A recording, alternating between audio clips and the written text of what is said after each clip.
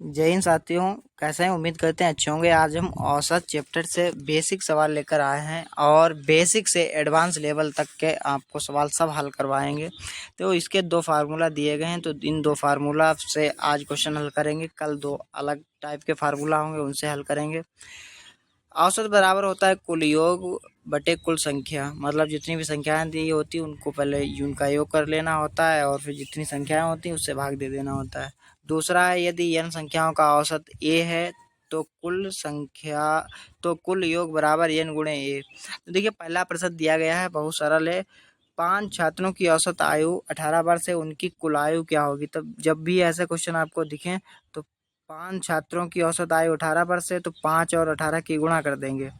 ठीक है, 18 पच्चीस 90 वर्ष, यही इसका राइट आंसर हो जाएगा। इतना सरल सवाल। ऐसे अगर पूछ दिया जाए कि 5 वस्तुओं का औसत 20 है तो उनका कुल औसत बताइए, तो 5 गुणे 20 कर देंगे। ठीक है, समझ में आ गया।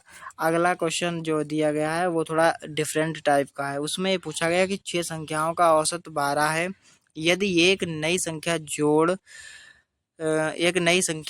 18 जोड़ दी जाए तो नया औसत क्या होगा? देखिए, सबसे पहले सवाल लिखा भी है यहाँ पर कि पुराना योग क्या है कि 6 गुणे 12।